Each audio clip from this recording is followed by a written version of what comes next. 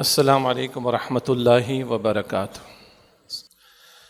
الحمد للہ نحمده ونستعینه ونستغفره ونؤمن به ونتوکل علیہ ونعوذ باللہ من شرور انفسنا ومن سیئات اعمالنا من يهده الله فلا مضل له ومن يضلل فلا هادي له واشهد ان لا اله الا الله وحده لا شريك له واشهد ان محمدا عبده ورسوله صلی اللہ علیہ وعلى آلہ واصحابہ وبارک وسلم تسلیما کثیرا فإن خیر الحدیث کتاب اللہ وخیر الہدی ہدی محمد صلی اللہ علیہ وسلم وشر الامور محدثاتها وکل محدثۃ بدعہ وکل بدعۃ ضلالہ وکل ضلالۃ فی النار او کما قال رسول اللہ صلی اللہ علیہ وسلم۔ اما بعد فاعوذ باللہ من الشیطان الرجیم بسم اللہ الرحمن الرحیم۔ ان الذین آمنوا وعملوا الصالحات سیجعل لهم الرحمن ودا صدق اللہ العظیم۔ اللہم صلی وسلم علی نبینا محمد رب اشرح لی صدری ویسر لی امری واحلل عقدۃ من لسانی یفقہوا قولی واجعل لی وزیرا من اہلی آمین یا رب العالمین۔ قرآن حکیم میں 16ویں پارے میں سورہ مریم ہے اور اس کی آیت نمبر 96 کی تلاوت کی گئی۔ اس آیت کا قدر تفصیل سے انشاءاللہ آج ہم مطالعہ کریں گے۔ اس آیت کا ترجمہ اس طرح ہے کہ اللہ تعالیٰ نے فرمایا سورہ مریم کے آیت نمبر 96 میں، ان الذین آمنوا، بے شک وہ لوگ جو ایمان لائے، وعملوا الصالحات اور انہوں نے نیک اعمال کیے، سیجعل لهم الرحمن ودا، ان قریب رحمان یعنی اللہ سبحانہ وتعالیٰ ان کے لیے دلوں میں محبت پیدا فرما دے گا۔ یہ بہت پیارا مقام ہے، اس میں بشارتیں بھی ہیں اور کچھ بڑے اہم نکات بھی ہیں۔ تفاسیر کی روشنی میں کچھ نکات انشاءاللہ تعالیٰ آپ کے سامنے رکھے جائیں گے، کچھ اس کا پس منظر اور بنیادی باتیں۔ سورہ مریم جیسے کہ عرض کیا گیا کہ قرآن حکیم میں 16ویں پارے میں ہے اور مکی صورت ہے، اور واحد کسی خاتون کا نام اگر قرآن پاک میں لیا گیا تو وہ بی بی مریم کا لیا گیا ہے۔ اللہ تعالیٰ نے قرآن حکیم میں عورتوں کا ذکر کیا ہے، خواتین کا تذکرہ کیا ہے، لیکن اللہ تعالیٰ نے نام نہیں لیا ہے۔ ابو لہب کی بیوی کا ذکر آتا ہے، نام نہیں لیا گیا، اور بی بی آسیہ کا ذکر تو ہم تفسیری روایات میں پڑھتے ہیں یا احادیث میں پڑھتے ہیں، لیکن ان کا نام قرآن پاک میں نہیں لیا گیا۔ بی بی مریم کی والدہ کا نام قرآن پاک میں نہیں لیا گیا، موسیٰ علیہ السلام کی والدہ کا نام قرآن پاک میں نہیں لیا گیا۔ تو بہرحال قرآن حکیم خواتین کا ذکر کرتا ہے، لیکن نام اللہ تعالیٰ ان کا ذکر نہیں فرماتا، حکمت ہے اس میں۔ البتہ واحد نام جو ذکر ہوا وہ بی بی مریم کا ہے۔ اس میں کئی نقطے ہیں۔ ایک نقطہ یہ بھی ہے کہ جب نصارہ سے کلام ہو، مسیحیت کے ماننے والوں سے کلام ہو، تو ان کے ہاں بڑا بگاڑ پیدا ہو گیا بی بی مریم کے بارے میں عقائد کے تعلق سے، یعنی جو ٹرینٹی کا عقیدہ ہے، تثلیث کا عقیدہ ہے، اس میں خدا، جبرائیل اور بیٹے کو تو شامل کرتے ہیں، یعنی خدا کو فادر کہہ دیا، عیسیٰ علیہ السلام کو بیٹا کہہ دیا، اور جبریل کو ہولی گھوسٹ کہہ دیا۔ یہ تین ملا کر تین الگ الگ خدا بھی ہیں اور تینوں مل کر ایک خدا بھی ہیں۔ دوسری بھونڈی تقسیم معاذ اللہ یہ ہے کہ خدا اور بی بی مریم اور بیٹے یعنی عیسیٰ علیہ السلام، ان کو شامل کر کے تثلیث کا عقیدہ۔ تو ایک بڑی تعداد اس وقت بھی زمین پر موجود ہے، ان کے عقائد کا درست کیا جانا یہ بھی ایک حکمت تھی۔ اسی طرح جو بگاڑ پیدا کیا معاذ اللہ یہود نے بی بی مریم کے بارے میں، اور جو الزام تراشی ان پر کی ہے، اللہ تعالیٰ ان کی پاک دامنی کا اعلان فرمایا ہے۔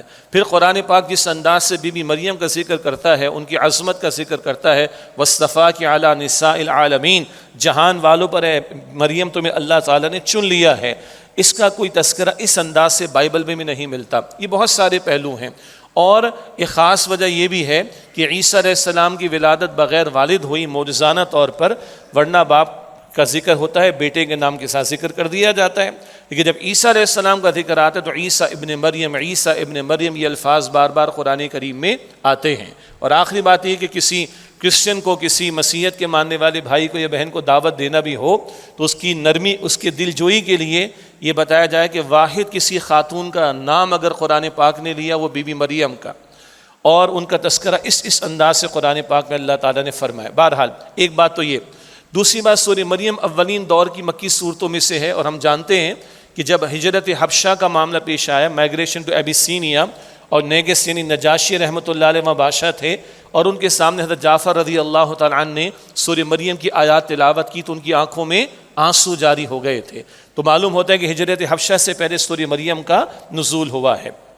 تو مکی صورت ہے، اور مکی صورتوں میں آپ اور ہم جانتے ہیں کہ توحید کی دعوت ہے، آخرت کی فکر پیدا کی جا رہی ہے، اور لیکن آگے بڑھ کر مشرکین مخالفت کرتے ہیں، شرک میں مبتلا ہیں، اعتراضات کرتے ہیں، اشکالات پیش کرتے ہیں، اور دعوت توحید کو قبول نہیں کرتے۔ تو یہ ایک کشاکش ہے جو مکی دور میں ہمیں دکھائی دیتی ہے، جس کے دوران میں اللہ تعالیٰ نے مکی صورتیں عطا فرمائیں۔ تو توحید کا درس ہے، شرک کا رد کیا گیا، نصارہ کے غلط عقائد کی بھی وضاحت کی گئی اور ان کی اصلاح کی بات بھی کی گئی، اس لیے کہ صحابہ کرام نے ہجرت حبشہ کر کے حبشہ بھی جانا تھا۔ یہ موضوعات ہیں جو سورہ مریم میں آئے۔ جس آیت کا ابھی ہم مطالعہ کر رہے ہیں بالکل آخر میں ہے، سورہ مریم کی آیت نمبر یہ 96 ہے، بالکل آخر میں آئی ہے۔ اس کا بھی تھوڑا سا پس منظر سمجھ لیں سیاق و سباق کے اعتبار سے، کہ اس سے قبل کی آیات میں اللہ تعالیٰ نے شرک کی نفی فرمائی، اور شدید ترین الفاظ آئے شرک کی نفی کرتے ہوئے۔ اللہ فرماتا ہے کہ قریب ہے کہ آسمان پھٹ جائیں، زمین شق ہو جائے، اور پہاڑ ریزہ ریزہ ہو جائیں، ان دعوا للرحمن ولدا، کہ ان لوگوں نے رحمان کے لیے اولاد قرار دے دی، معاذ اللہ۔ یہ شرک اتنا گھناؤنا جرم کہ اس پر اللہ کا غضب بھڑکتا ہے، اور اللہ فرماتا ہے کہ اللہ کے لیے اولاد قرار دینے قریب ہے کہ آسمان پھٹ جائے، زمین شق ہو جائے، پہاڑ ریزہ ریزہ ہو جائیں۔ یہ اس سے قبل کی آیات ہیں۔ اور پچھلی آیت نمبر 95 بارہا اس کا تذکرہ آتا ہے، وَكُلُّهُمْ آتِهِ يَوْمَ الْقِيَامَةِ فَرْدًا، ہر ایک اکیلے اکیلے اللہ کے سامنے پیش ہوگا۔ کل سب نے پیش ہونا ہے، توحید کے ماننے والوں نے بھی اور شرک کے ماننے والوں نے بھی، اللہ نتیجے پیش کر دے گا۔ تو دنیا میں غضب کا اظہار بھی مشرکین کے لیے، اور کل اللہ کی پکڑ ہوگی، عذاب ان کو دیا جائے گا۔ یہ ہے مشرکین کا بیان۔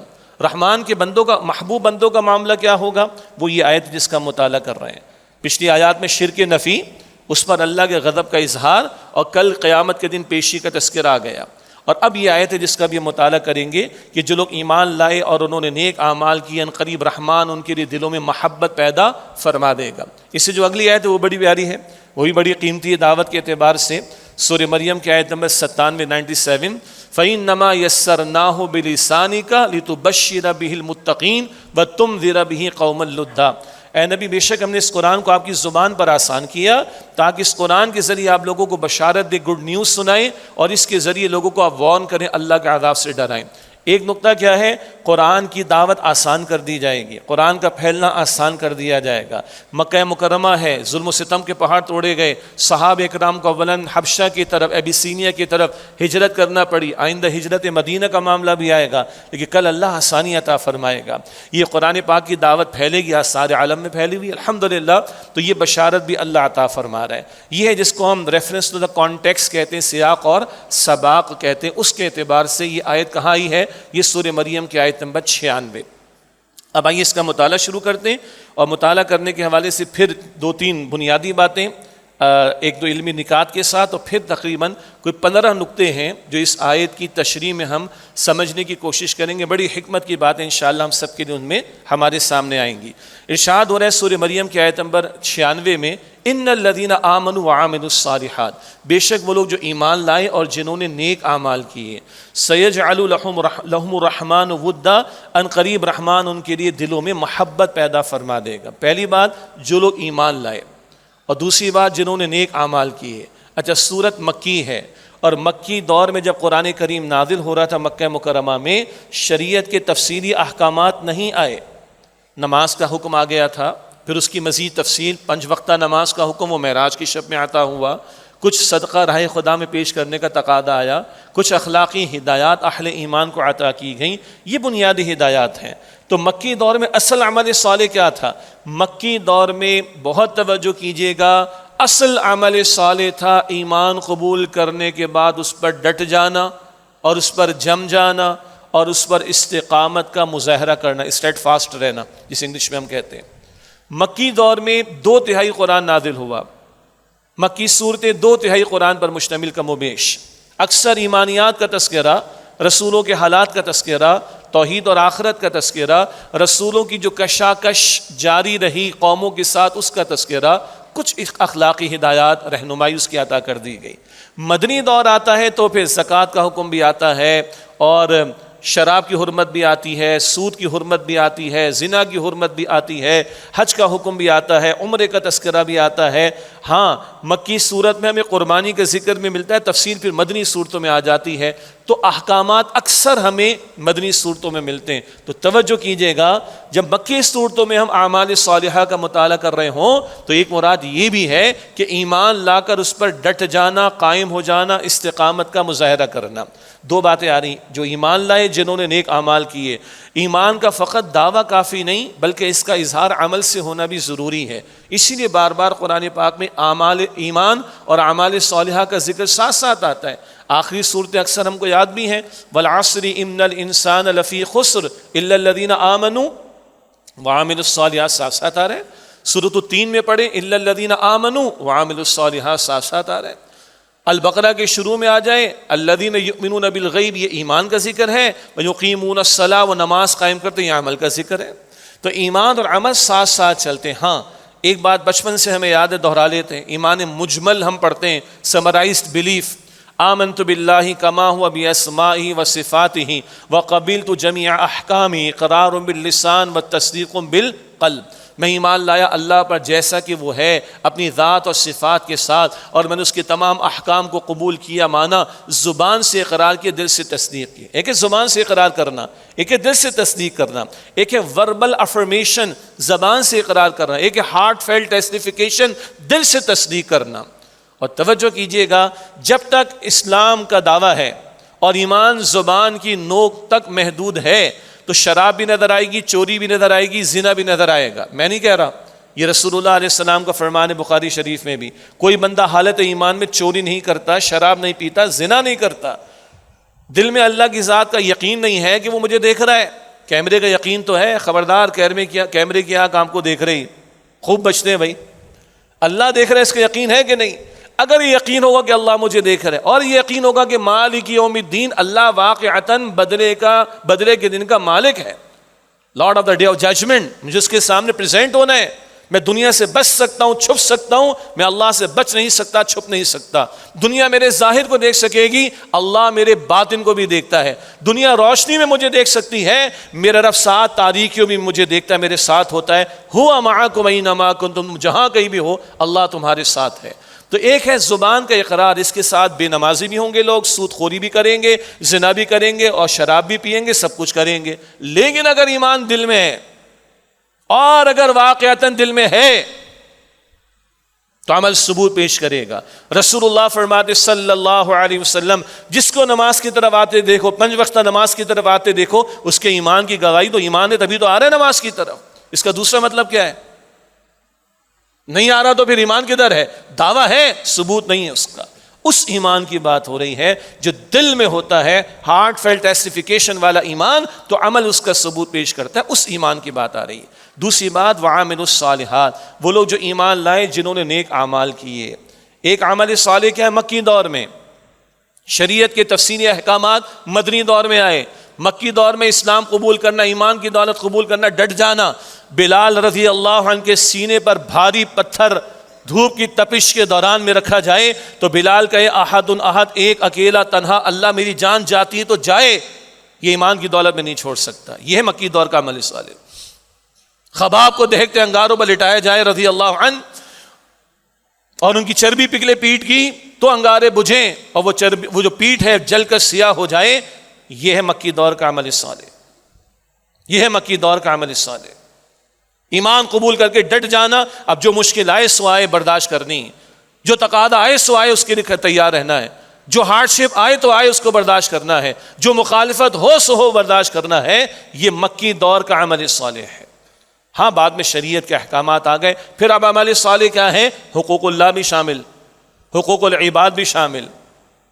یہ نہیں جناب ہمیں اصول کا پکا ہونا چاہیے، ہمیں بڑا اسمائلنگ فیس کے ساتھ لوگوں کو دیکھنا چاہیے، ہماری ڈیلنگز اچھی ہونی چاہیے، پنکچویلٹی آف ٹائم. بالکل صحیح بات ہے، کس نے منع کیا ہے؟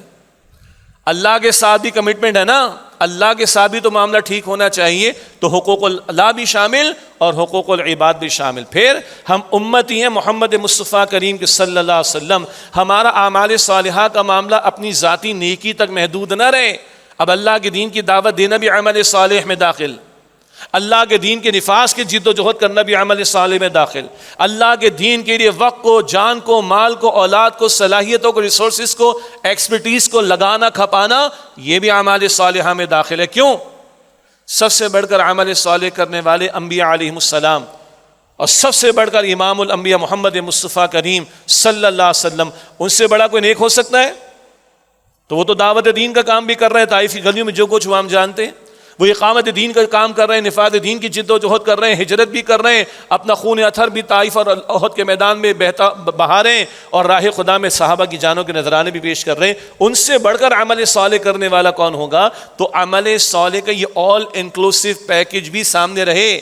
یہ چند انفرادی نیکیوں پر ایمان والے اپنے آپ کو محدود کر لیں، یہ قرآن کے اعمال صالحہ کا تصور نہیں ہے، یہ محمد مصطفیٰ کریم صلی اللہ علیہ وسلم کے اعمال صالحہ کا تصور نہیں ہے۔ یا انفرادی زندگی ہو تو حقوق اللہ بھی، حقوق العباد بھی، اور امتی محمد مصطفیٰ کریم کے تو آگے دین کی دعوت بھی ہے صلی اللہ علیہ وسلم، اور اقامت دین کی جد و جہد بھی، نفاذ دین کی جد و جہد بھی ہے۔ یہ پورا تصور اعمال صالحہ کا یہ کلیئر ہونا چاہیے۔ اب آگے دیکھیے یہ ہو تو کیا ہوگا؟ فرمایا کہ ان الذین آمنوا وعملوا الصالحات، بے شک وہ لوگ جو لوگ ایمان لائے اور جنہوں نے اعمال کیے نیک، سیجعل لہم الرحمن ودا، ان قریب رحمان ان کے لیے دلوں میں ودا، ترجمہ تو مجبوری ہے اردو میں محبت ہی کرنا پڑے گا، اس کو تھوڑا سمجھتے ہیں انشاءاللہ۔ رحمان ان کے لیے دلوں میں محبت پیدا فرما دے گا۔ اب ایک بات میں اور آپ کے سامنے عرض کر دوں، یہ ودا یہ کیا ہے، اس کو تھوڑا سمجھتے، اور پھر اس آیت کی روشنی میں کوئی 15 نکات 15 پوائنٹس ہیں، مختصراً ان کو انشاءاللہ سمجھیں گے۔ ود کسے کہتے ہیں، یہ ودا کس سے بنا ہے؟ بتایا گیا، مفسرین نے لکھا کہ اس کا مفہوم عام محبت سے زیادہ گہرا، لطیف اور پائیدار ہوتا ہے۔ محبت کے بھی گریڈز ہیں، درجات ہیں، اور ہر ایک سے محبت بھی ایک جیسی تو نہیں ہوا کرتی۔ بہرحال تو محبت کے درجات ہیں۔ ویسے بائی دا وے آج جس دور میں ہم جی رہے ہیں، محبت کہیں کی تصور رہ گیا ہے۔ All you can talk, all night you can talk, late night packages, سب کہہ دو، سمجھ رہے نا، خاص سب ہماری ینگسٹرز کی میں بات کر رہا ہوں، اور ہر ایک کے لیے فتنہ تو موجود ہے۔ بس محبت کا وہی تصور، نکاح کے بندھن کے بغیر تعلقات، باتیں، گپ شپ، ہلا گلا، کافی شاپ اور ٹی۔ کیا چل رہا ہے آج کل؟ چائے والا، کیا کہتے ہیں؟ چائے والا تو ایک بیچارہ مشہور ہو گیا، یہ سارے چائے کے کھوک، ہم پہلے کھوکے کہتے تھے ذرا ڈی ایچ اے اور پوش علاقوں کے اندر، آپ جو بھی کہہ لیں ہے تو وہی۔ ایک کپ کے اندر چائے آتی ہے، پتہ نہیں کتنے کی، مجھے نہیں پتا بھائی، آئی ایم سوری۔ تو ایک وہی تصور رہ گیا محبت کا، وہ کارپوریٹ سیکٹر میں، وہ ایجوکیشن انسٹیٹیوشنز کے اندر، اور پھر جو وقت بچا تو جناب سوشل میڈیا کے اوپر لگے ہوئے راتوں کو۔ اور خدا کے بندو، یہ نکاح کے بندھن کے بغیر یہ حرکتیں، یہ زنا ہی کی شکلیں ہیں، حرام ہیں۔ خدا را اس سے بڑھ کر بھی محبت کے بارے میں سوچیں۔ تو آئیے ذرا محبت کے اگلے درجے پر بات کریں۔ یہ ودا کیا ہے؟ یہ عام محبت سے زیادہ گہرا، لطیف اور پائیدار تصور ہے محبت کا۔ چند باتیں ہیں۔ پہلی بات لکھا ہے مفسرین نے کہ یہ محبت کا سب سے گہرا اور خالص درجہ ہے۔ محبت کا سب سے گہرا اور خالص درجہ کیا؟ کہ جس میں ملاوٹ نہ ہو، اخلاص ہو، سنسیئرٹی انگلش میں ہم کہیں گے، لیکن سنسیئرٹی عربی کے اخلاص کا ترجمہ نہیں کر سکتا یہ لفظ، توجہ کیجئے گا۔ سنسیئرٹی یہ عربی کے اخلاص کے لفظ کا ترجمہ نہیں کر سکتا، یہ لفظ ہے کہ مجبوری ہے تاکہ کچھ تو سمجھ آئے ان لوگوں کو جن کے لیے اردو تھوڑا سا مشکل ہو جاتی ہے۔ تو لکھا ہے کہ وہ محبت جس میں ملاوٹ نہ ہو اور جو دل کی گہرائی میں بس چکی ہو، یہ ہے ودا، محبت کا کون سا درجہ؟ گہرا اور خالص درجہ۔ دوسری بات لکھا ہے کہ الفت اور قلبی تعلق کا معاملہ، لکھا ہے کہ یہ وہ الفت اور نرمی ہے جو اللہ بندوں کے دلوں میں ایک دوسرے کے لیے پیدا فرماتا ہے، اللہ پیدا فرماتا ہے۔ یہاں تک کہ سبحان اللہ، الفت کے بارے میں اللہ نے رسول اللہ کو فرمایا، رسول اللہ کو فرمایا اے اللہ کے نبی، اگر آپ سارے زمین پہ جو کچھ خرچ کر دیتے تو آپ ان کے دلوں میں الفت پیدا نہیں فرما سکتے تھے، وَلَٰكِنَّ اللَّهَ أَلَّفَ بَيْنَهُمْ، اللہ نے ان کے دلوں میں الفت پیدا کی۔ یہ خاص اللہ کا انعام ہے۔ اور آج امت جس سطح پر ہے اس کا بڑا تقاضا ہے کہ یہ دعائیں اللہ سے مانگی جائیں، اور محنت بھی کرنی ہے، یہ دعائیں اللہ سے مانگی جائیں، اللہم الف بین قلوبنا، اللہ ہمارے دلوں میں الفت پیدا کر دے، واصلح ذات بیننا، اور ہمارے درمیان اصلاح کا معاملہ فرما دے، واہدنا سبل السلام، سلامتی کے راستوں کی ہمیں ہدایت عطا فرما دے۔ تو یہ اللہ ہی کا خاص فضل ہے، اللہ کے پیغمبر کو بھی فرمایا جا رہا ہے، یہ آپ نہ جوڑ پاتے ان کو، ساری زمین پہ جو کچھ ہوتا خرچ کر دے تب بھی نہ ہوتا، ولیکن اللہ الف بینہم، اللہ نے ان کے دلوں میں الفت ڈال دی۔ تو دوسری بات، یہ وہ الفت و نرمی ہے جو اللہ بندوں کے دلوں میں ایک دوسرے کے لیے پیدا کرتا ہے، اور لکھا ہے کہ یہ صرف ظاہری تعلق نہیں، ایک قلبی کشش کا نام ہے۔ آج کل ہم سگنل تو سب کو سمجھ آتے ہیں نا، ہم سب کے جیب میں اسمارٹ فون ہے نا، وہ کوئی ٹاور لگا وہاں سے سگنل سارے نظر آ رہے ہیں؟ نہیں، تو باطن کی بھی کوئی سگنلز ہوا کرتے ہیں، یہ ایک اور میدان ہے جی، باطن کے بھی سگنلز ہوا کرتے ہیں، باطن کی بھی ریز شعائیں ہوا کرتی ہیں، یہ اس کا تذکرہ ہو رہا ہے۔ یہ صرف ظاہری تعلق نہیں بلکہ قلبی کشش کا نام ہے، اس کی تفصیل آگے جو 15 نکات ہے اس میں بھی آئے گی انشاءاللہ۔ تیسری بات، محبت کا عمل میں ظاہر ہونا، محبت حب، ہا با با، حب سے ہے۔ لکھا ہے کہ حب یعنی وہ محبت تو ہے جو دل میں رہتی ہے، لیکن جب وہ محبت اخلاق، ہمدردی اور عمل میں ڈھل کر ظاہر ہونے لگے تو اسے ود کہا جاتا ہے۔ محبت قلب کا جذبہ ہے، ٹھیک ہے، لیکن جب یہ اخلاق میں، ہمدردی میں، رویے میں، کنڈکٹ میں، بیہیویئر میں اور ڈیلنگ میں اور معاملات میں ڈھل کر ظاہر ہونے لگے تو اس کو ود کہا جاتا ہے، جس کا جو لفظ قرآن پاک میں ابھی ہم پڑھ رہے ہیں سورہ مریم کی آیت نمبر 96 میں۔ اگلی اور آخری بات، لکھا ہے کہ یہ ود کون سی محبت ہے، محبت کے درجات ہیں، یہ کون سی محبت ہے؟ یہ ایسی محبت جو حالات کے بدلنے سے ختم نہ ہو، جس میں پائیداری اور ثبات ہو، لانگ لاسٹنگ ہو۔ یہ عارضی جذباتی لگاؤ یا فائدے کی بنیاد پر قائم ہونے والی محبت کی بالکل برعکس ہے۔ ذرا ہٹ کر ایک مثال دوں تو واضح ہو جائے گی۔ جب تک ایک بندہ سیٹ پر بیٹھا ہے تو بڑے اظہار ہوتے ہیں، گلدستے بھی آ رہے ہیں، کھانا بھی آ رہا ہے، گفٹس بھی آ رہے ہیں۔ جیسے ہی ریٹائرمنٹ ہو گئی اس کے بعد تو کون میں کون؟ جب تک بندہ چل رہا ہے پھر رہا ہے، میرے کام کا تو ہے، چلو ملتے رہو دیکھتے رہو، اچھا تھوڑا سا بیمار ہے دیکھ لو، اچھا وینٹیلیٹر پہ چلا گیا اب تو بیچارہ شاید پلٹ کر بھی واپس نہ آئے۔ یہ کیا ہے؟ جذباتی مسئلہ ہے، عارضی مسئلہ ہے، وقتی مسئلہ ہے، یہ دنیا پرستوں کا معاملہ ہوتا ہے۔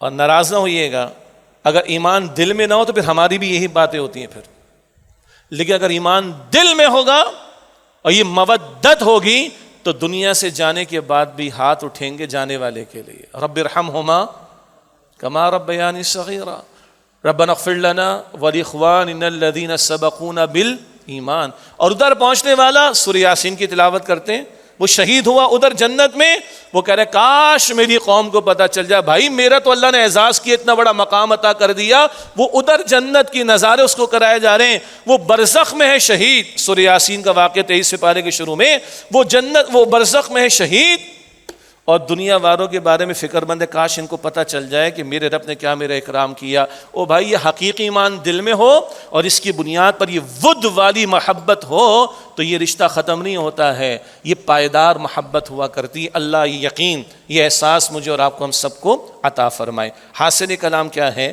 یہ ود وہ محبت ہے جو عزت اور قبولیت اور محبوبیت ہے، جو عزت اور قبولیت اور محبوبیت ہے جو اللہ تعالیٰ اپنے نیک بندوں کے لیے فرشتوں اور زمین والوں کے دلوں میں ڈال دیتا ہے۔ اس پر ایک حدیث بھی آپ کے سامنے انشاءاللہ رکھیں گے۔ اب آئیے اس آیت جو کہ سورہ مریم کی آیت نمبر 96، ان الذین آمنوا وعملوا الصالحات، بے شک وہ لوگ جو ایمان لائے جنہوں نے نیک اعمال کیے، سیجعل لهم الرحمن ودا، ان قریب رحمان ان کے دلوں میں محبت پیدا، ان کے لیے دلوں میں محبت پیدا فرما دے گا، دوسروں کے دلوں میں ان کے لیے محبت ڈال دے گا۔ یہ اس کا حاصل ہے۔ اس حوالے سے کوئی مختصر 15 نکات میں چاہتا ہوں، اللہ کرے کہ وقت جو دستیاب ہے اس میں مکمل ہو سکیں۔ پہلی بات، مقبولیت کا حقیقی سرچشمہ کیا ہے؟ ایمان اور عمل صالح۔ اس آیت سے نکلتی ہے بات۔ مقبولیت اللہ کے ہاں، بھائی ذہن میں رکھیں، بندوں کے یہاں نہیں۔ بندے ہمارے جیسے ہیں، سب نے مرنا ہے، مٹی ہونا ہے، کل اللہ کے سامنے کھڑے ہونا ہے، اور میں نے آپ کو اور آپ نے مجھے جواب نہیں دینا، ہم نے اللہ کو جواب دینا۔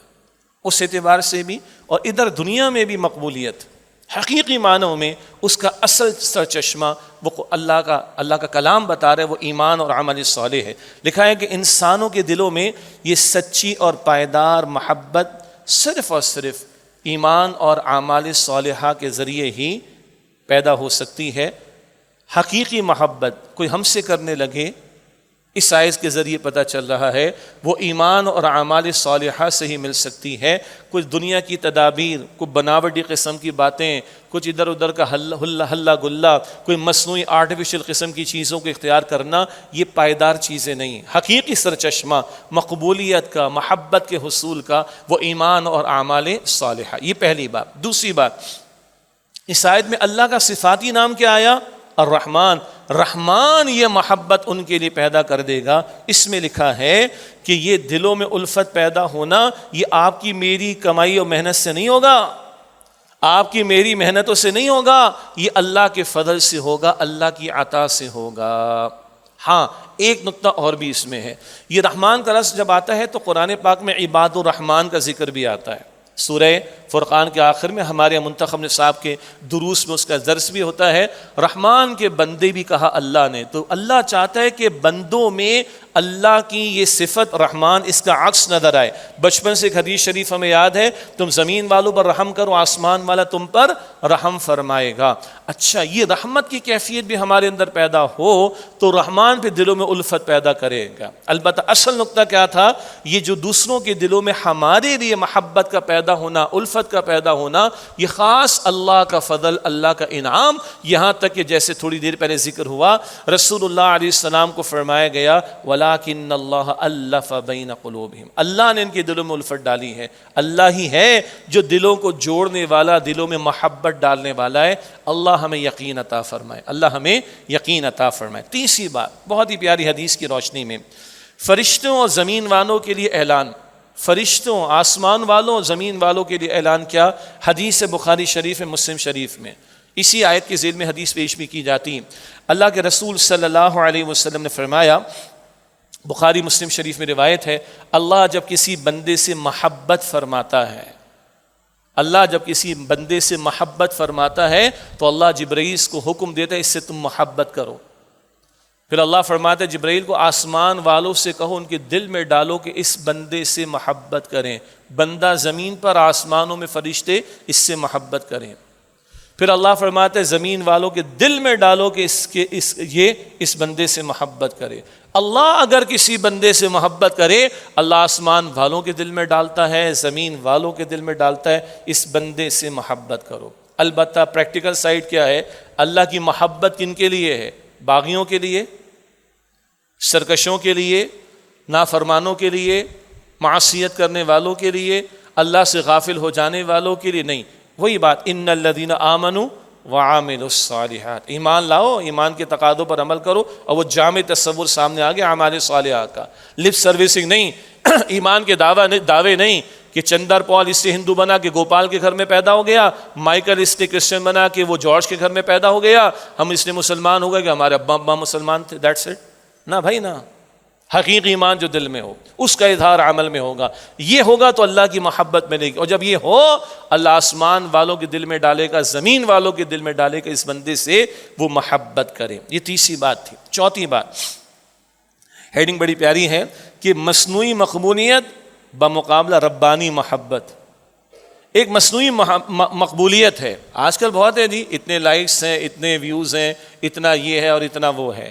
3 بڑے بڑے ایکٹرز ابھی میرے دماغ میں ہیں، ایک زندہ ہے ابھی، آخری زندگی دیکھ لیں کس طرح بیچارے رو رہے ہیں، کس طرح دہائیاں دے رہے ہیں، کس طرح اولاد کے بارے میں پوڈ کاسٹ میں باتیں کر رہے ہیں، اور کس طرح بھائی بڑے جان پہچان والے، بڑی تالیاں بجانے والے، بڑی کلیپنگ کرنے والے، بڑے ہلا گلا کرنے والے، بڑا انٹرٹین کرنے والے تھے، آج کوئی پوچھ نہیں رہا بھائی، اولاد نہیں پوچھ رہی۔ اللہ رحم فرمائے، کسی خود سے کوئی دشمنی معاذ اللہ نہیں ہے، ہم تو ایک بات کر رہے ہیں، ایک ہوتی مصنوعی قسم کی مقبولیت، ایک آرٹیفیشل قسم کی مقبولیت ہوا کرتی، ایک ربانی محبت ہے جو اللہ دل میں ڈالتا ہے۔ سبحان اللہ۔ لکھا ہے کہ دنیا میں جو ہے وہ اپنے مطلب کی باتیں کروا لو، پہلے دور تھا شاعروں سے لوگ مٹھی گرم کر کے اپنے حق میں باتیں کرواتے تھے، اشعار کہلواتے تھے، آج اینکرز کا دور ہے، اور آج کل پوڈ کاسٹ کا دور آ گیا ہے. ہاں مطلب سب کو پتا ہے پیچھے سے لفافہ چھوٹا لفظ ہے، بڑا لفظ لے کر آ جائیں، کچھ اور لے کر آ جائیں تو اس طرح کی باتیں اپنے حق میں کہلوانا.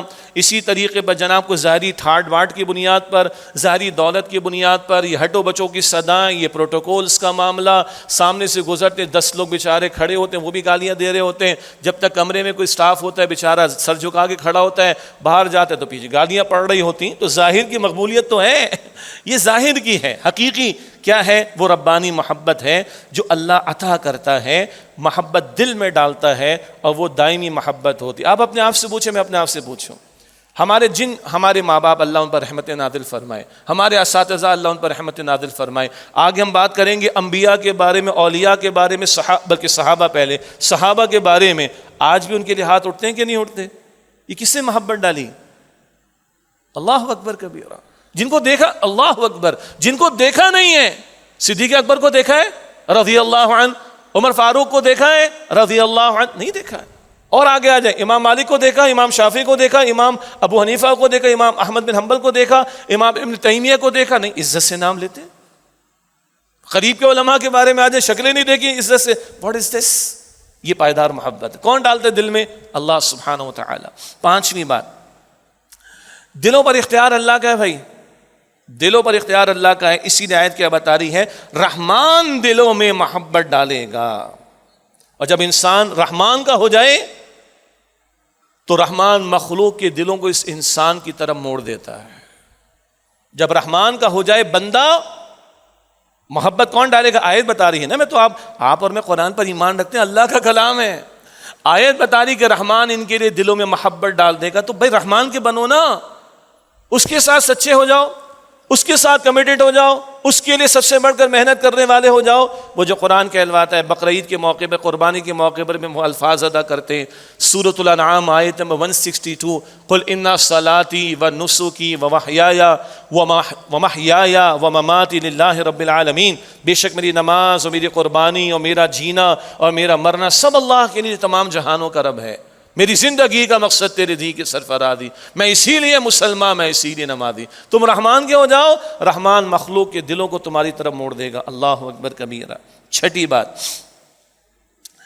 دشمنی پر باطنی سچائی کا غلبہ. ذہن میں رکھیے گا، سورہ مریم ہے، مشرکین شرک پر اڑے ہوئے ہیں، مخالفت کر رہے ہیں، جان کے دشمن بنے ہوئے ہیں، ہجرت کرنا پڑ رہی ہے. ہجرت حبشہ پہلے، مائگریشن ٹو ابیسینیا، بعد میں ہجرت مدینہ. ذہن میں رکھیں، لکھا ہے کہ اہل باطل کی تمام تر مخالفت، بغض اور دشمنی کے باوجود مومن کی باطنی پاکیزگی اور عمل کی سچائی بالآخر لوگوں کے دل فتح کر لیتی ہے. اللہ اکبر.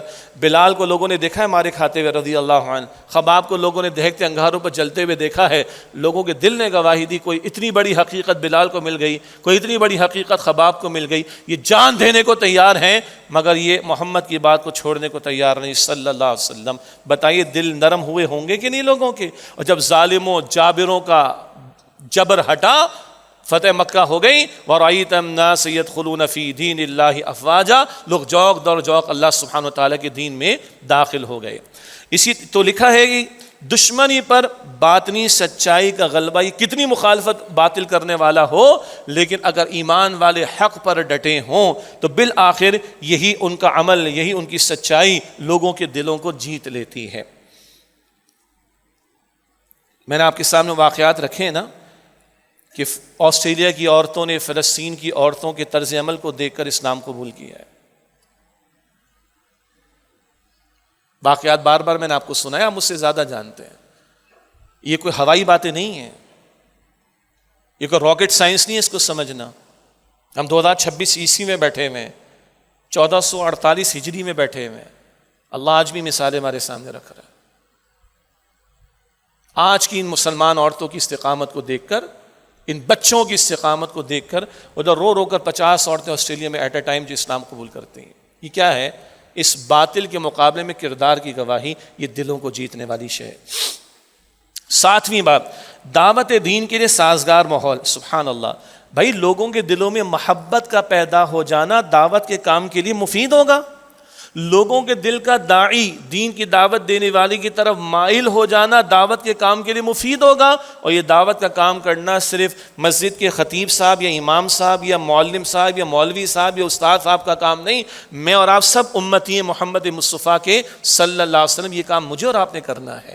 تو اگر اللہ کے ہو رہے ایمان اور نیک اعمال پر اللہ محبت ڈالے گا نا دلوں میں، جب محبت دلوں میں ہوگی اور مخلوق کو اللہ تعالی ہماری طرف مائل کر دے گا تو دعوت کا کام کرنا آسان ہوگا اور ماحول بڑا سازگار ہو جائے گا. 8ویں بات، نیت اخلاص والی ہو. اخلاص سے نیت ہو تو اس کا نتیجہ کیا ہے؟ ایمان کیا ہے؟ اخلاص ہی کا نام. انما الاعمال بالنیات، اعمال اور نیکیوں کی قبولیت کا دار و مدار نیتوں پر ہے. اعمال قبول نہیں نیت کے بغیر، اخلاص سے نیت کے بغیر. اگر نیت خالص ہو اور بندے میں للہیت ہو تو پھر اللہ تعالیٰ مخلوق کے دلوں میں محبت ڈال دے گا. وہ جو جتنی محنتیں اور اعتبارات سے دلوں کو اس طرح مائل کرنے کے لیے ہمیں کرنا پڑ رہی ہیں، اللہ کے ساتھ معاملہ ٹھیک کر لیں، اخلاص سے نیت کا معاملہ ٹھیک کر لیں، اللہ کے ہو رہے اللہ کو راضی کرنے کی کوشش کر لیں، سستے میں کام ہو جائے گا. اللہ دلوں کو ادھر مائل کر دے گا. تو اخلاص کا نتیجہ یہ بھی کہ جب بندہ اللہ کے ساتھ کمیٹڈ ہوگا، مخلص ہوگا، سنسیئر ہوگا، اللہ کا ہو رہے تو اللہ مخلوق کے دلوں کو اس بندے کی طرف مائل کر دے گا. سبحان اللہ. نمبر 9 لکھا ہے کہ ایمان والوں کا آپس کا تعلق اخوت کی بنیاد پر. اب یہ آیت تو بار بار ہم پیش کرتے ہیں اور امت کی جو صورت حال ہے وہ ہمارے سامنے. سورہ الحجرات آیت نمبر 10 کا بار بار حوالہ آتا ہے. انما المؤمنون اخوہ، بلا شبہ تمام کے تمام اہل ایمان آپس میں بھائی بھائی ہیں. لکھا ہے کہ یہ آیت اہل ایمان کے آپس میں گہرے روحانی تعلق اور الفت اور حقیقی بھائی چارے اخوت کی ضمانت دیتی. دوبارہ یہ آیت اہل ایمان کے آپس کے گہرے روحانی تعلق، الفت اور حقیقی بھائی چارے کی ضمانت دیتی. ایمان والے اگر اللہ کے ساتھ مخلص ہوں گے تو اللہ ان کے دلوں میں ایک دوسرے کے لیے کیا ڈال دے گا؟ محبت ڈال دے گا. تو ان کی اخوت مضبوط ہوگی، ان کا تعلق مضبوط ہوگا. اللہ اکبر کبیرہ. مسئلہ کیا ہے؟ بارہا وہ جملے بڑے کڑوے مجھے پتہ ہے. آج یہ ایمان ہمیں بستر سے اٹھا کر مصلی پہ کھڑا نہیں کر رہا ہے. ہم چاہتے جنت لے جائے. کدھر ہے ایمان؟ وَأَنْتُمُ الْأَعْلَوْنَ إِن كُنتُم مُؤْمِنِينَ. سورہ آل عمران آیت 139 قرآن فرماتا ہے تم ہی غالب رہو گے اگر تم واقعتاً ایمان والے ہو. آج تو مغلوب ہیں. ایمان کدھر ہے؟ ایمان مصلی پہ کھڑا نہیں کر رہا، ایمان قرآن پاک نہیں کھلوا رہا. میں نے پچھلے جمعے لاہور بات کی ہے، ہم 2 کروڑ ایک بچے کی فورن یونیورسٹیز کے اخراجات پر خرچ کرنے کو تیار ہیں. مفت میں اللہ کی کتاب، فری میں اللہ کی کتاب قرآن پڑھانے کے لیے تیار نہیں. ہمارے بعض بچوں کو قرآن کی دین کی الف بے بھی نہیں آتی، اور بات اتنی کہ UN میں جا کے پاکستان کو ریپرزینٹ بھی کر دیں اور معاف کیجیے گا ہومو سیکچولیٹی کے حق میں جا کے دلائل بھی دے دیں. ہمارے بچے پاکستان کے، یہ نمائندگی ہو رہی ہے پاکستان کی. لیکن 2 2.5 کروڑ آرام سے ایک بچے پر ہمارے بعض گھرانے خرچ کر دیں گے. لیکن قرآن کے لیے وی ڈونٹ ہیو ٹائم. اللہ وی ڈونٹ ہیو انٹینشن. اللہ اکبر کبیرہ. تو کدھر سے ایمان ہے؟ کہاں ایمان؟ کون سا غلبہ؟ پھر نفرتیں ہوں گی. باہر کو کیا روئے؟ اپنے آپ کو روئے یہاں پہ بیٹھ کے. جو نفرت وجہ ایمان نہیں. یہ ایمان اگر واقعتاً ہو، اعمال اگر واقعتاً صالح ہوں، اللہ کہتا ہے میں محبت ڈال دوں گا. ہمارے لیے ایک دوسرے کے دلوں میں اللہ محبت ڈال دے گا. 10ویں بات، بہت قیمتی نقطہ ہے عالم عرب کے مفسر کا، تزکیہ نفس اور شخصیت کی جاذبیت، اٹریکشن. کیا لکھا ہے کہ نیک اعمال انسان کی اندرونی شخصیت کو خوبصورت بناتے ہیں، اس کی روح کو خوبصورت کر دیتے ہیں. نیک اعمال، اعمال صالحہ انسان کی اندرونی شخصیت کو خوبصورت بنا دیتے ہیں، جس کی نورانیت اور جاذبیت قدرتی طور پر دوسروں کو متاثر کرتی ہے. جیسے کبھی کبھی ظاہر کا لباس کچھ لوگوں کو متاثر کرتا ہے، ایمان والے کا ایمان اور اس کے نیک اعمال کا نور دوسروں کو متاثر کرے گا اللہ کے حکم سے. اس ایمان اور نیک عمل کے نتیجے میں جو اس کا باطن منور ہو رہا ہے، اس کی کشش اللہ لوگوں کے دلوں میں ڈالے گا اور لوگوں کو اللہ اس کی طرف، اس بندے کی طرف جو ہے وہ مائل کر دے گا. اللہ اکبر. 11ویں بات بڑی عجیب بات ہے، خوبصورت بات ہے. بارہا ہم نے قرآن پاک میں پچھلی پیغمبروں کے واقعات کا ذکر کے نقطہ آ جاتا ہے اس کے ذیل میں بھی. دنیا میں آخرت کی جزا کا ایک عکس، ایک ریفلیکشن. اصل تو بدلے کا دن آخرت میں ہے، قیامت جب واقع ہوگی اصل بدلہ تو ادھر ہے، ڈے آف ججمنٹ. لیکن دنیا میں بھی اللہ کبھی کچھ دکھاتا ہے. یہاں لکھا ہے دنیا میں نیک بندوں کو ملنے والی کوئی مقبولیت، کوئی عزت، وہ آخرت میں ملنے والے عظیم مقام اور اللہ کی رضا کا ایک پیش خیمہ ہے۔ دوبارہ دنیا میں نیک لوگوں کو ہم پڑھتے آئے ہیں، ابھی آگے ذکر بھی آ رہے ہیں، دنیا میں نیک لوگوں کو، اللہ کے محبوب بندوں کو ملنے والی عزت یہ پیش خیمہ ہے، یہ پریفیس ہے کس چیز کا؟ کل جو آخرت میں اللہ کی رضا اور بلند مقام ان کو اللہ عطا کرے گا۔ پیغمبروں کے واقعات میں ہم کیا پڑھتے ہیں؟ قومیں اللہ نے مٹائی کہ نہیں مٹائی؟ قوم نوح، قوم عاد، قوم سمود، مٹایا کہ نہیں مٹایا اللہ نے؟ سب سے بڑا عذاب کدھر ہے؟ آخرت میں دکھایا جا رہا ہے ایسے عذاب اللہ دینے پر قادر ہے، اور سب سے بڑا عذاب اللہ آخرت میں دے گا۔ ادھر دنیا میں اللہ ایمان والوں کو بھی نوازتا ہے، یہ پیش خیمہ اس بات کا کہ سب سے بڑھ کر اللہ ان کو نوازے گا کہاں پر؟ آخرت میں۔ 12ویں بات، بڑی گہرا نقطہ، بہت پیاری بات، حسد اور بغض کا شرعی علاج، جیلسی، اور لوگ جیلسی پر آ کے قتل کر دیتے بھائی کو بھی۔ پہلا قتل کس نے کس کا کیا تھا؟ قابیل نے حابیل کا۔ آج بھی قتل ہو رہے ہیں، آج بھی لوٹ مار ہو رہی، کیسے بچیں؟ سبحان اللہ، کیسے بچیں؟ بتایا گیا لوگوں میں عزت پانے کے لیے کسی سے حسد یا مقابلے کی کوشش نہ کریں، کسی حسد یا مقابلے کی ضرورت نہیں، کسی کمپٹیشن کی ضرورت نہیں ہے۔ اپنے اعمال اور اخلاق کی اصلاح ہی سے لوگوں کے دلوں میں جگہ بنائی جا سکتی ہے۔ یہ آیت کے ذیل میں ہے، کوئی کمپٹیشن چکروں میں زیادہ نہ پڑیں، اللہ کے ساتھ کمیٹڈ ہوں گے، اللہ دل میں محبت ڈالے گا نا تو اللہ حسد سے بھی بچا لے گا، بغض سے بھی بچا لے گا۔ اللہ کے ساتھ سیدھے ہو جاؤ بھائی۔ وہی سجدہ جسے تو گراں سمجھتا ہے، 1000 سجدوں سے دیتا ہے آدمی کو نجات۔ 13ویں بات، رائے حق میں صبر کا انعام۔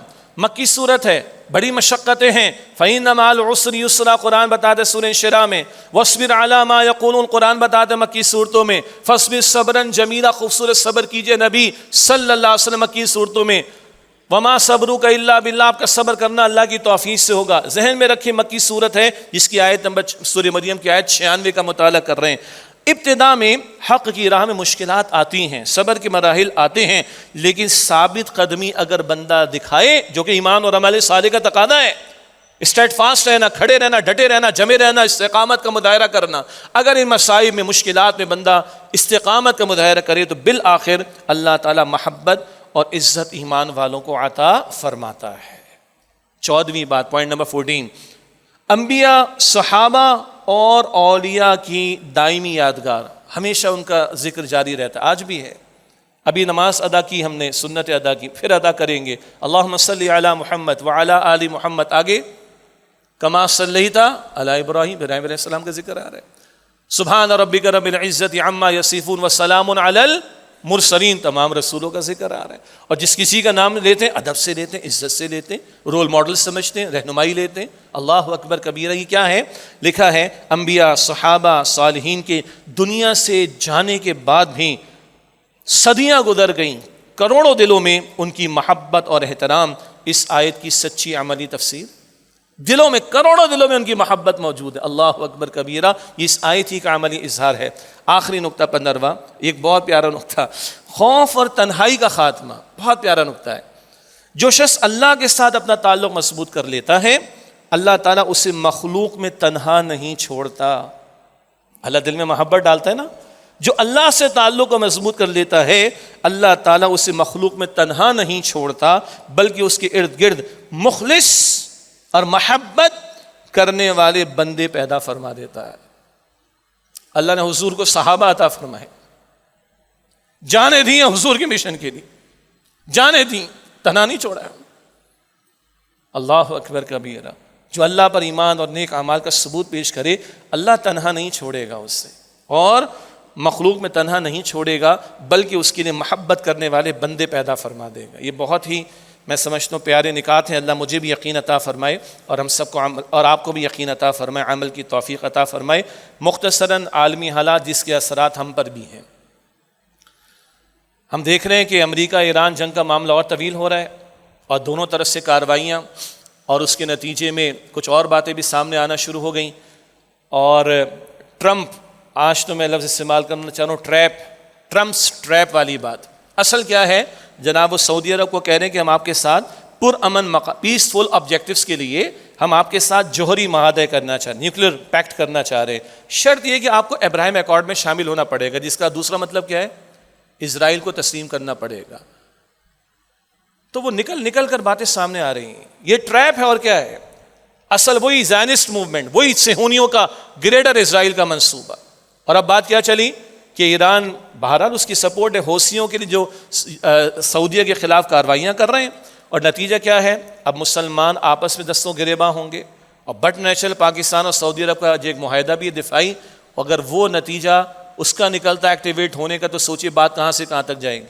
سمجھنے کی ضرورت ہے مسلمان حکمرانوں کو، ایران کو بھی تحمل کی ضرورت ہے، اور مسلم امہ کی بیداری کی ضرورت ہے، ورنہ اگلا نشانہ کون ہے؟ پھر ہم بار بار کریں پاکستان اگلا نشانہ ہے، بہت مشکل پوزیشن ہے پاکستان کے لیے، کوئی شک نہیں ہے۔ ایسے میں بہرحال اللہ کی طرف رجوع کرنے کی ضرورت بھی ہے، اور وہ صہیونیوں کے منصوبے کو سمجھنے کی ضرورت ہے جو ایک گریٹر اسرائیل کے منصوبے پر کہیں نہیں رک رہے۔ اور غزہ کی بات ہو، اور اس سے آگے بڑھ کر مغربی کنارہ اور لبنان کا معاملہ مستقل جو ہے وہ نسل کشی چل رہی ہے اسرائیل کی طرف سے، اور ادھر جو ہے وہ ایران کو انگیج کیا ہوا ہے۔ اب عرب ممالک کو آپس میں مسلم ممالک کو لڑانے کی بات، آپ سوچئے خوفناک معاملہ کہاں جا کر رکے گا۔ اللہ تعالی ہمارے حکمرانوں کو ہدایت دے۔ ہم تو یہی بات کریں، نہیں ماننا نہ مانے بھائی، لوگوں نے رسولوں کی نہیں مانی، ہماری کیا اوقات ہے؟ بہت پیارا جملہ ایک صاحب کا، لوگوں نے رسولوں کی نہیں مانی، ہماری کیا اوقات ہے؟ مگر ہمیں تو حق بیان کرنا ہے۔ اور اس مملکت خداداد کے بڑوں کو بھی اللہ توفیق دے، اللہ کے ساتھ معاملہ ٹھیک کر لیں۔ ہم اب بھی امریکہ کی محبت میں گرفتار ہیں۔ آج ہم نے اللہ کی محبت کی بات کی ہے، ہم اب بھی امریکہ کا ساتھ دینے کے لیے تیار نہیں، ساتھ دینے کو تیار بیٹھے ہیں۔ ترکیہ کی بھی باتیں کچھ اس طرح کی سامنے آئی ہیں۔ تو بہرحال اللہ تعالیٰ کا کلام تو واضح ہے کہ لن ترضى عنك اليهود ولا النصارى حتى تتبع ملتهم، یہ یہود و نصارہ تم سے کبھی راضی نہ ہوں گے جب تک کہ تم ان کی ملت کی پیروی نہ کر لو۔ اور اس پاکستان کے لیے سیدھی سی بات، ہم نے اللہ کے نام پر لیا تھا، جب تک اللہ کے ساتھ سیدھے نہیں ہوں گے ہمارے معاملات ٹھیک نہیں ہو سکتے۔ سیدھی سی بات یہی ہے۔ ملک کا بیڑا غرق ہوا پڑا ہے، آزاد کشمیر، بلوچستان، KPK کا حال دیکھ لیں، افغانستان کا بارڈر دیکھ لیں، اور پھر یہ عالمی پریشر دیکھ لیں۔ وہ ایک سجدہ جسے تو گراں سمجھتا ہے، ہزار سجدوں سے دیتا ہے آدمی کو نجات۔ وہ اللہ کی طرف رجوع، اللہ کے دین کے نفاذ کی محنت، ملک کا معاشی استحکام، سیاسی استحکام تبھی آ سکتا ہے، تبھی کل امت مسلمہ کی ہم قیادت کر سکیں گے۔ ورنہ لائن میں پاکستان کھڑا ہوا، وہ تو کہتے ہیں تم ہمارے سب سے بڑے دشمن ہو۔ ایران پہ تو الزام تراشی تھی کہ پہنچ گیا ایٹم بم بنانے کے قریب، ہم تو بنا کر بیٹھے ہوئے نا بھائی، ہم سب سے بڑی رکاوٹ ہیں گریٹر اسرائیل کے اندر۔ اللہ ہمارے بڑوں کو یہ سمجھنے اور مسلم حکمرانوں کو متحد ہونے کی طرف آگے بڑھنے کی توفیق عطا فرمائے۔ وآخر دعوانا الحمد للہ رب العالمین۔